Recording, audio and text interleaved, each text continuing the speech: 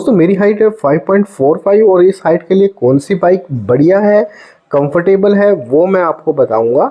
आप ये वाली है जावा की बोबर। इसमें दोनों पैर नीचे ज़मीन पे कंफर्टेबली पहुंच रहे थे, इसमें कोई दिक्कत नहीं है। लेकिन इसका सिर्फ एक ही दिक्कत है, ग्राउंड क्लियरेंस का। लेकिन डिसीजन हम लास्ट में लेंगे जब हम सारी बाइक देख लेंगे। और एक बाइक मैंने परचेज भी कर ली है, वो बताऊँगा कौन सी और क्यों की। और ये वाली बाइक है स्टैंडर्ड रॉयल इनफील्ड वाली, सबसे ज़्यादा बिकने वाली बाइक है। और नो डाउट लुक इसकी बहुत ही बढ़िया आती है। लेकिन मेरी जैसी हाइट के लिए ना ये थोड़ी सी अनकंफर्टेबल थी, क्योंकि इसमें मेरे टो ही टच हो रहे थे। अगर मैं दोनों पैर लगाऊं ज़मीन पे तो सिर्फ टो मेरे टच हो रहे थे। तो ये वाली मुझे थोड़ी सी अनकंफर्टेबल लगी। दूसरी बाइक भी कंपेयर की, उससे थोड़ी सी मेरे को ना अनकंफर्टेबल लगी। तो इस हाइट के लिए ना ये थोड़ा सा कॉम्प्रोमाइज़ वाली थी।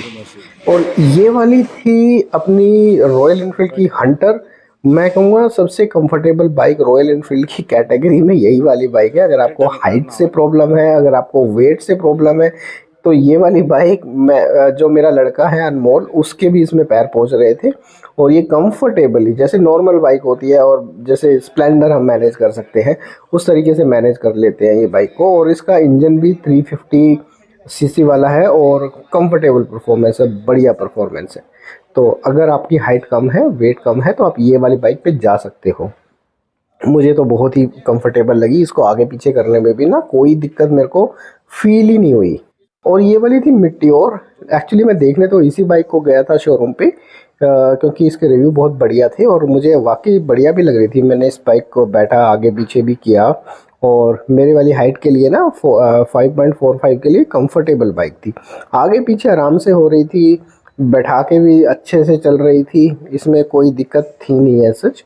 और पास में ही ना एक पल्सर का शोरूम था, तो ये बाइक है N160 न्यू मॉडल। तो इसमें मेरे को थोड़ा अनकंफर्टेबल लग रहा था, क्योंकि ये थोड़ी सी हाइट ना ऊंची थी इस बाइक की, तो मेरी जैसी हाइट के लिए अनकंफर्टेबल थी। और ये रॉयल इनफील्ड की अगेन क्लासिक 350। तो एक्चुअली मेरा मन तो इसी बाइक को लेने का था, लेकिन रिव्यू देख के मैं जा रहा था मिट्टियोर पे।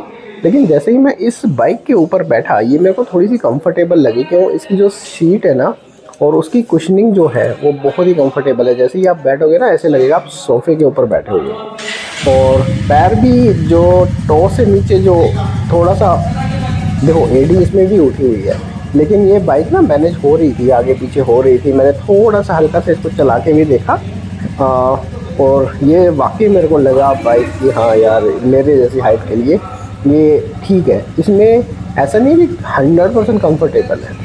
इसमें जो पैर है ना वो दोनों बिल्कुल, मतलब ये लगा लो कि 50% ही ज़मीन पे पहुंच रहे थे।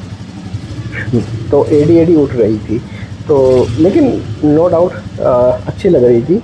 बट ये वाला जो सिल्वर कलर का मॉडल था, ये मेरी वाइफ को बिल्कुल ही पसंद नहीं है। यहाँ पे हम लोगों में थोड़ी सी बहस हो गई थी कि कौन से कलर की ले बाइक। तो सिल्वर वाला तो बिल्कुल ही पसंद नहीं आ रहा था। फिर हमने कल देखा ये एक हेलिसन का ग्रीन कलर का था। ये बाइक भी बड़ी कंफर्टेबल सी लग रही थी। अब इस पे देखो, आपको मेरे पैर दिख जाएंगे कि कितने कंफर्टेबल है कितने नहीं है।